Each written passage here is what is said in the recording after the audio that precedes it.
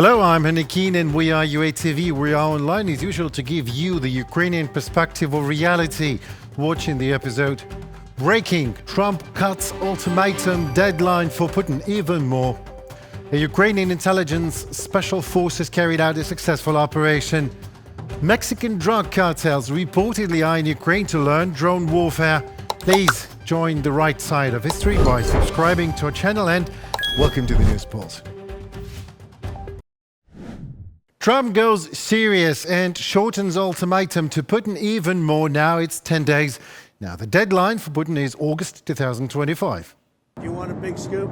Yes. Everybody else close your ears, okay? You ready? I'm ready. 10 days from today. And then, we're going to put on tariffs and stuff, and I don't know if it's going to affect Russia, because he wants to obviously probably keep the war going, but we're going to put on tariffs. The Kremlin has misinterpreted Donald Trump's patience in regards to negotiations to end the war. But the time for misinterpretations is over, said U.S. State Department spokeswoman Tammy Bruce. President Trump has proven that he should be taken seriously because he's a serious man. What's been discussed regularly are sanctions, and the president also brought up the issue of sanctions and even secondary sanctions. As certain countries are benefiting from buying Russian oil, just as there are many things that Secretary Rubio can do and help facilitate. But the president himself mentioned those two dynamics. He has been patient, and that may have been misinterpreted by some people. And I think the time for misinterpretation is now over. Putin does not deserve more time. This was stated by U.S. Senator Richard Blumenthal in a comment to Ukrainian public broadcaster. He insists on the need to speed up the voting on the bill on sanctions against Russia. Blumenthal stressed that the initiative will help to stop the war, and Putin must understand this. Vladimir Putin does not deserve any extra time, and we need to speed up the vote on the sanctions bill. Everything the president is doing is in the right direction, but I strongly advocate for sanctions of 500%, not 100%. Richard Blumenthal, U.S. Senator from the Democratic Party, in a comment to Ukrainian public broadcaster Suspilne. In the coming weeks, to consolidate the anti-Russian sanctions effort, that is what is needed to increase the cost of war for the Kremlin. This was stated by the head of the Ukrainian Foreign Ministry, Andrei Sybiha. He emphasized that Ukraine carefully coordinates national sanctions with the restrictions of partners and works hard to close loopholes and reduce Moscow's access to technology. Sybiha noted that Putin obviously avoids meetings with world leaders and prolongs the war. He also added that Russian terror will stop if the very core of the Russian economy of war is broken. This is absolutely within the collective power of the US, Europe and the G7.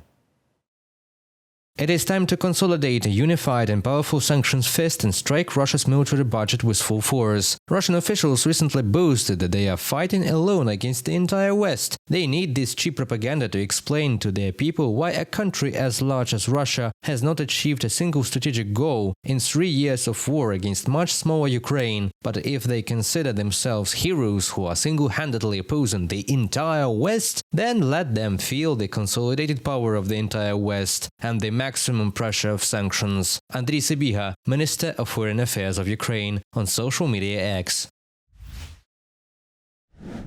A special unit of the main directorate of Ukrainian intelligence carried out a successful operation on the Tendry Spit in the Black Sea off the coast of the Kherson region. On the night of July 28th, Marine scouts landed on the spit and destroyed the position of Russian occupiers, as well as the Zond umbrella electronic warfare system and the Rosa radar station. The fighters planted then the Ukrainian flag. Official Kiev also confirmed a successful strike on Russian logistics hub in the city of Salsk in the Rostov region. A major railway junction was attacked there, said Andrei Kovalenko, head of the Center of Countering Disinformation under the National Security and Defense Council of Ukraine. He emphasized that the railway is the main artery of war, and without it functioning, the actions of the Russian army at the front are significantly slowed down. At night, the railway and resource base of the Russians in the city of Serski were attacked. A key logistics hub is located there. Fuel, ammunition and equipment pass through it to the front in the Donetsk region towards the temporarily occupied Crimea and Zaporizhia. Andriy Kovalenko, head of the Center for Countering Disinformation of Ukraine on Telegram. The Ukrainian defense forces have begun to actively target Russian railway infrastructure in order to disrupt their logistics. On July 27th, a substation in Rostov and Volgograd Oblast burns down, causing delays in rerouting in trains schedule. On July 29th, the Dvoynaya substation in Oryol Oblast was targeted, causing similar problems for Russians. On the same day, a train carrying fuel and oil byproducts was targeted in Salsk. Such strikes clearly show the defense forces of Ukraine have both the physical capabilities and data necessary for such a long-range precision strikes on the enemy's logistics. These strikes may also indicate intentions to stop the Russian summer offensive on the front line and give the Ukrainian defenders the opportunity to counterattack. But let's not rush, but simply state the fact Ukrainian defense forces are gaining the momentum with the help of their new long-range strike capabilities. Every voice matters. Join our community, support independent journalism and help us bring you the truth from Ukraine. Become a member of Ukraine today. Join us now. Pokrovsk direction, Russian troops are desperately pouring more infantry into battle and using bicycles as an assault transportation means. This was reported by the Telegram channel of the 3rd Operational Brigade of the National Guard of Ukraine, Spartan. The situation in this section of the front remains tense. Indeed, Russian occupiers are attempting to break through the position of Ukrainian military using the disposable infantry, so-called meat waves. The Russians are attacking in dense groups, both on foot and, yes, bicycles, trying to approach unexpectedly to the fortified positions of the armed forces of Ukraine. However, Ukrainian soldiers swiftly identify such groups and effectively destroy the enemy as they approach on their bicycles. What a sight, I guess. Alexander Serski, Commander-in-Chief of the Ukrainian Armed Forces, inspected one of the hotspots on the front line in the Zaporizhia region. He noted that compared to other directions, there are fewer combat clashes here. However, in the area of Kamensk, the Russian invaders actively use guided air bombs, artillery and attack drones, and also continue to unsuccessfully, as of now, storm the positions of defense forces in small groups. Still, Serski emphasized that the situation in this direction is under the control of the armed forces of Ukraine. We are aware of the plans of the Russian occupiers. On our part, measures are being taken to improve the coordination of military units and strengthen divisions in order to ensure the stability of our defenses and prevent the enemy from advancing closer to Zaporizhia. I am sincerely grateful to the defenders who are bravely holding their ground and destroying the Russian aggressor. Ukrainian Zaporizhia and all of Ukraine rests on your shoulders. Alexander Serski, Commander-in-Chief of the Armed Forces of Ukraine on Facebook. Now some Netflix-style detective series for you. Mexican drug cartels reportedly are in Ukraine to learn drone warfare. French media reports on that. Members of Mexican drug cartels are allegedly traveling to Ukraine under false identities to gain combat experience with drones, according to intelligence online. The report cites a warning from Mexico's intelligence agency CNI to Ukraine's security service SBU, noting that some Spanish-speaking persons disguised as volunteers may have joined foreign units not out of ideology, but solely of very pragmatic goals to study the most advanced FPV drone tactics in the world that Ukraine uses. One person using fake Salvadorian papers and the call sign Aguila7 completed military training in Lviv and was red flagged for his unusually high drone skills. Investigation was carried out and it was later found out he served in Mexico's elite GAFE Special Forces, a unit with ties to the brutal, violent Los Zetas cartel. Sources claim that other former GAFA members also reached Ukraine using fake documents and private military contractors' paperwork as cover. Experts warn that cartels could, or better said, will apply the drone knowledge gained in Ukraine back home, where drone warfare is already a part of drug cartel wars. Sappers from the Ukrainian National Guard's 5th Slobozhansky Brigade Skiff are now clearing mines from the territory using a new robotic machine system called Mini.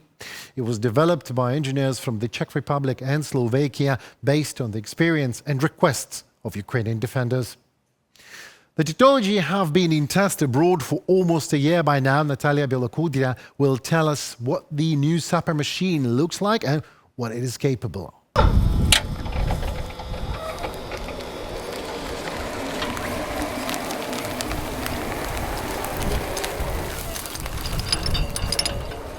A National Guard sapper, callsign Medved, launches a new demining machine. The goal? To clear a small patch of forest from explosive devices. During the summer, in the so-called tall grass season, such technology becomes vital. For a sapper, it's very hard to see where he's going. Even with a metal detector, it might not work, because some mines, like the PMF-4, have very little metal. He could miss one and step on it. But this machine drives ahead, removes tripwires and mines. I, as the operator, stay about 70 to 100 meters away, which gives me a better chance of staying alive. Medved has served in the National Guard for 12 years. He started in the infantry, then commanded an APC crew, and a year ago completed training as a sapper. Now he's clearing his native region. He says he and his fellow soldiers will have work here for decades to come. The greatest threat comes from anti-personnel mines, which Russian troops left scattered across the fields of the Kharkiv region.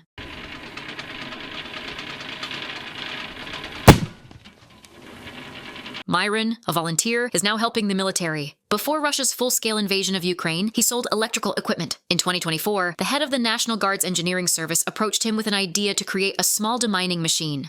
Large demining machines for open fields already exist. Many, in fact. Even Ukraine produces them. But machines for clearing forests, orchards, residential plots, or even warehouses, those just don't exist. This one can act like a lift. If you replace the demining head with a bucket, it can also be used for scooping. For the prototype, they used a model built in the Czech Republic. Experts from Slovakia also joined the project. In just 1 year, they created a new mini robot. Compared to similar foreign models, this machine is 5 times cheaper.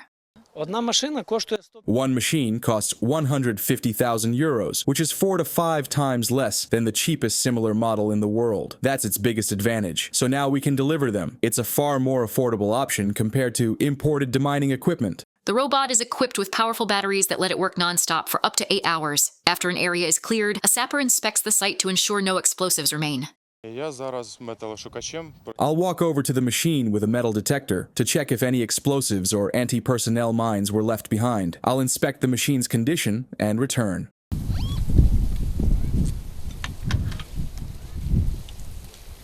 The project received support from the Kharkiv Regional Military Administration. 6 demining robots have already been purchased and delivered to the 5th Separate Mixed Slobozhansk Brigade, is a brigade of the National Guard of Ukraine, as well as the Spartan and Kraken units, and the 92nd Brigade of the Ukrainian Armed Forces. Reported by Natalia Belokudria, Andriy Domovoy from Kharkiv region, UATV News. Well, that was it for today. My name is Nikin and we are News Pulse at UATV. Your time and attention is much appreciated. Thank you. Please join the fight for freedom and sovereignty. Subscribe to our channel so to stay tuned to things happening in Ukraine. Hope to see you soon. Goodbye.